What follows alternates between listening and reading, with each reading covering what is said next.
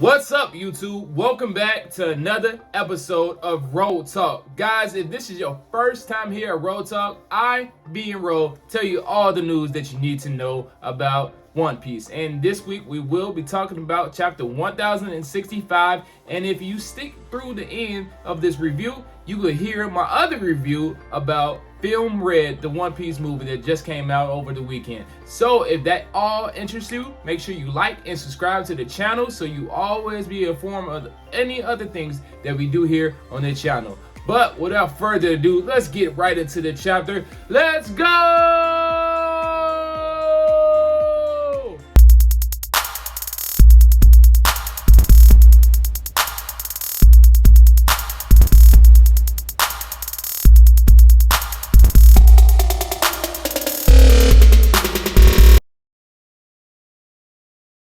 So this week's chapter has me pretty excited because of a lot of things that kind of played out on this, and I have a lot of questions that I want to be answered, and I will ask you guys, everybody that's watching this review right now, about these questions as well. So make sure you do comment down below about all these questions that I asked.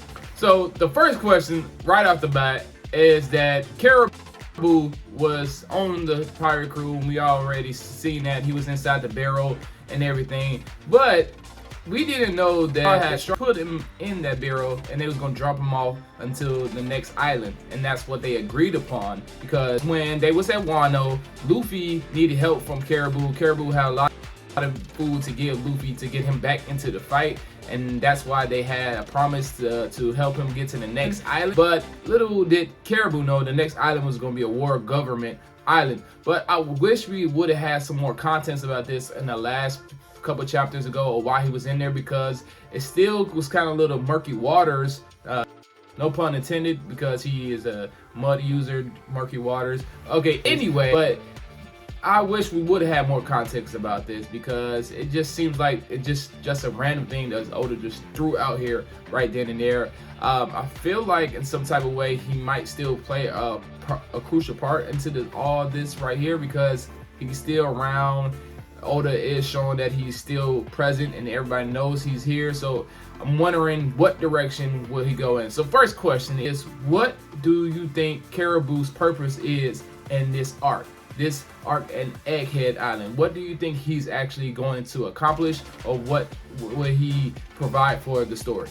As Team Sanji started to proceed with Lilith inside the junk records, where they do all of their research, all the Dr. Vegapunks do their research, you can see every Straw Hat crew was in awe about how all the new technology was moving around in there. They was even impressed by the escalator stairs that was there, the stairs that was moving and appearing right before their eyes. They amazed by that because they wasn't able to see that in any other type of island. This is all new technology that they're seeing for the first time. They really do believe that they are on a future island with the future technology that's going on, and it was really cool. This is some of the things I wanted to see, some of the technologies that they had.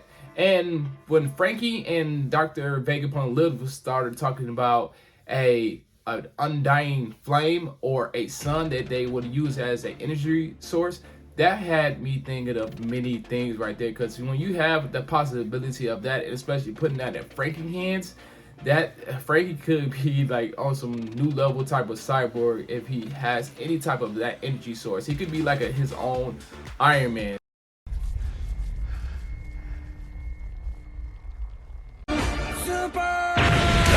That's basically how Iron Man, if you watch the movies and Disney and everything, that's basically how Tony Stark's got his powers and made his suit go forth and everything. He had that untapped energy source, and give that to Frankie, who is a great engineer as well too. So I'm kind of getting hyped by that, and then imagine him putting that on the Sunny as well too. So, and no telling what Frankie could do with that energy source that is powerful as a sun. Lilith then proceeds to walk through a metal door, which had the whole crew in shock, because they was like, how did she walk through a metal door? And it was actually really metal. It wasn't like a projection or anything. It was actually real metal. And then she just tells them to proceed as well too, and you will be able to walk through.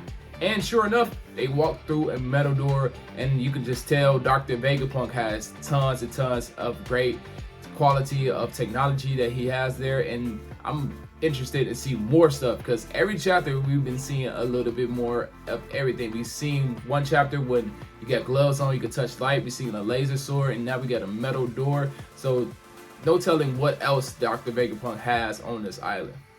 And Nami is thinking they must have some futuristic treasure that's on this island. But guys, what she comes to find out just by walking behind that door, it is a young Jinbei that's there. That young Jinbei is none other than a pacifist. We all could have guessed that. And it's a childish Jinbei when we just seen a child Jinbei a couple chapters ago as well too. And then we have another one here. So we already knew it was a pacifista. But anyways, this pacifista is no joke once again. This is not just a regular pacifista. Jinbei is not no slouch. It is one of the Seraphim pacifistas. And they don't hold any punches back. Not only does Jinbei's pacifista Seraphim can shoot Kizaru's laser beams out his hand, his light beams, he also has the swim fruit, where he can swim through any surfaces. So he, just like when Senior Pink was able to fight Frankie and swim through any surfaces and to fight him, and that's exactly what this pacifist has. Which makes me think as well that Senior Pink had to be captured at this moment, and for them to take some of his DNA or his devil fruit abilities away from him so they can have it in the pacifista. If they got Senior Pink, no telling who else they could have got as well on this Rosa, because this Rosa was intercepted with Fujitora, and after Luffy left and Fujitora took over and helped the citizens get back to normal. But this Rosa, we all know this Rosa still appreciates everything that Luffy does, but world government came in and just basically, made it look a certain type of way for them to look better. So, and all the people that was there on that island that was a pirate, a part of the Doflamingo family, they was captured. So no telling who else they experimented on and got their devil fruit powers, and now they put it into a pacifista, and things are about to start getting real broken, because not only are they powerful, this young Jinbei pacifista was putting in work against our crew. This team that's led by Sanji. Sanji did put up a good kick onto him, and then was doing some damage, and looks like he was the only one that was able to put up a good fight. Everybody else was kind of getting worked. Like Nami was getting worked, Usopp was getting worked, and I just didn't like that. I'd rather just see them, when they meet a pacifista, just basically they just push them aside easily, because they a Yonko crew, and when you got a Yonko crew just going against one person, it doesn't look right for me. I want them seeing them go all out, or like at least Sanji kicking one time and then that thing is completely destroyed. But I didn't see that, and how do you guys feel with that? Because that is another part of one of my questions that I have for you. How do you feel how the one Jinbei pacifista went against 5 of the Straw Hat crew members? And the funny part about this, they was at first was kind of trying to hold back, because they was like, this Jinbei looked just like our crew member, and that they didn't want to hurt him. But then he was like, forget that, after he touched him, and they was like, forget that, after you put hands on Nami, we about to get after you. But I thought it was funny, because Jinbei just would have walked in at that moment and just seen that. Like, how would Jinbei feel just seeing his crew members are just giving it to this fake Jinbei? It would have just been flat out funny to me. After Frankie put his radical beam right into Jinbei's face, we get a transition and we can see the other Dr. Vegapunks at this moment. First, we get to see Addison, Dr. Vegapunk Addison, the thinker. Then we get to see Dr. Vegapunk Pythagoras, the wise. And the last one for that scene, we get to see Dr. Vegapunk York, the Greek. When we see them, their names speak for themselves. We get to see that the Dr. Vegapunk Addison was watching the fight between the pacifistas and the Straw Hat crew members, loving it, and then all of a sudden he had an idea in his head and he had to get straight to work on that idea, which was a cool sight to see how all these adventures are getting created. And then we also get to see Dr. Vegapunk the Wise, and when he was just watching the fight, he can see all of the crucial data points that they can get from this fight and how they can help future pacifistas continue to improve each and every day. And then things got a little bit of quirky or a little weird to me with Dr. York, because Dr. York doesn't seem like a scientist. Dr. York seems more of a conduit for the rest of the Dr. Vegapunks, if that makes any sense. When Dr. Addison was saying York eat some food, it wasn't for York, I don't believe. It looks like it was for the whole entire Dr. Vegapunks to eat food because they was lacking and they was hungry. So then when Dr. Vegapunk Addison said he had to use the restroom, Dr. Vegapunk York went to the restroom and used the restroom. So it looks like whatever they need, maybe to keep them up from falling asleep, because we do get to see Dr. York fail to sleep, and we do see that Dr. Vegapunk York was asleep as well too. So when she is sleeping, maybe that's a sleeping for the whole entire Dr. Vegapunk to be up at that moment. And it seems like everything is just going through her, that Dr. Vegapunk, and it seems like she's the conduit of how everything will work. If one of them is hungry, she would eat. If one of them had to use the restroom, she would go use the restroom. And it looks like that's the system so they can get more work done. It seems like it's probably 5 scientists and 1 conduit that is allowing them to maintain their good structure of work. And then we finally get to see Dr. Vegapunk Logic Shocky, and he stopped the fight between the Straw Hats and the Pacifistas and letting them know on a little secret, guys. And that secret is that this island that they are currently on, with all this futuristic technology and everything going on the island, is the past. And which comes to a big surprise by Frankie. It was like, how is this the past when it's too futuristic of things that we don't have out right now in this world? And that is because what I'm speculating to believe that this is what happened in that Void era. So guys, we are finally probably getting some more information about the Void era that no one in the world of One Piece knows about, that no one can actually tell you anything about, because the world government shuts it down every time somebody says anything about the Void era. Robin's whole family, when they were trying to research the Void era and learn about everything, they whole island got obliterated by that. So we are starting to get some more context about what actually happened in the Void era, and it looks like that era had futuristic technology that was able to do things that Dr. Vegapunk's island, Egghead Island, is currently doing right now. And then we also get a transition to see that Luffy and everybody. Then we also get a transition between Team Luffy, and Team Luffy is seeing a big, gigantic robot that's really futuristic, but has a lot of rust on it, meaning it was deep in the past, a long time ago, that it could have been around, and no one knows how that is possible. And it looks like things are about to get really big. I actually kind of expect a flashback on next week, because I feel like it will probably be like 2 pages of current events, and then next thing you know, we'll get a flashback of what actually happened. What really happened on that Thursday here at Augusta High School that led to Chris Wood's death? The is that? I'm dying in this country uptown. Flying in my mouth. Void era. So this is going to get pretty exciting, guys. What do you think will happen in the next chapter of One Piece? That's my last question for this review. What do you think will happen in the next chapter? Will we get a flashback, or will we just get some type of context with the Dr. Vegapunks just communicating with the Straw Hat crew what actually happened in the Void era? All in all, I thought this chapter was a great chapter.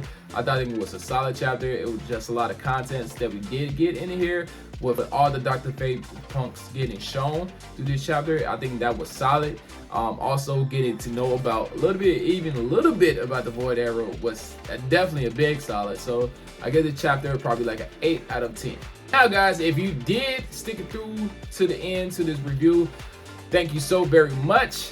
And also, we will be now transitioning to the film Red review. If you haven't watched the movie yet and you don't want to be spoiled, please do not continue watching this video. I do appreciate you watching this far, but I do not want to spoil you and of any other film Red movie. So I'm just going to talk about it here with all the Nakamas about what I saw throughout the movie. I'm going to try to be real quick about how I felt about the film Red movie. The film Red movie was a good, solid movie. It was a 7 out of 10, just to put it right out there, right at the get-go. It was solid. And did have a little bit of slow pacing, I believe, into more at the end of the movie. Learning about what Uta was going through and what was her purpose of why she was doing everything evil. That part was really slow for me. I wish it could have transitioned a little bit faster onto the big scenes, but it was such a good movie just because of these reasons. One, guys, Katakuri was involved in there just for a little snippet, and what topped it off, Katakuri being there, was that he was teaming up with Shanks to help fight this big evil demon, and that was just straight up flat out crazy. And yes, I said that right. Shanks was actually in the movie, and Shanks was actually fighting with a fire sword. So we got a little bit more about Shanks' powers and what he can be capable of doing. But guys, once again, we do not know of this to be actually fully canon. This movie will not be. Oda has said it's not canon in a way, but I don't see the powers, not being canon, if that makes any sense. Canon being the stories move along with the One Piece chapters that we get. This movie will not be going on with that. This movie probably powers will be going on with the chapters, but not actually the story, if that makes any sense. But I was very impressed by Shanks. Shanks looked like an emperor, and it looks like Luffy has a long way to go to even catch up with Shanks, because not only does Shanks has the flame sword, he showed what his haki can do once again. He blitzed his King's Kakuri haki to the whole island that he was on, scaring like even some vice admiral captains and putting them down. You know how haki gets. You know how strong the haki gets. It was flat out crazy to see. Even Fujitoro, that was inside the movie as well too, he was looking like he was getting a little stumbly, and he was like, all right, Shanks, we gonna bag off. We ain't gonna mess with you no more after that. But it was a great movie to see just with that. With Luffy and the crew, it's always great to see how they interact. Sanji and Zoro fighting, that was great to see that as well.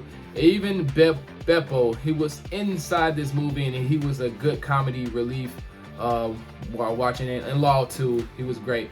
But the one thing that I really want to talk about through this movie was that Big Mom was in there. And the only reason why I have to talk about this is because Big Mom was there to just to show her presence there. She sent some of her subordinates to go to capture Uta, because she was like, Uta is this big celebrity and she wanted her to be a part of her family. But during that process of that it seemed like a big deal. We had basically all the Yonkos there except for Blackbeard and Kaido.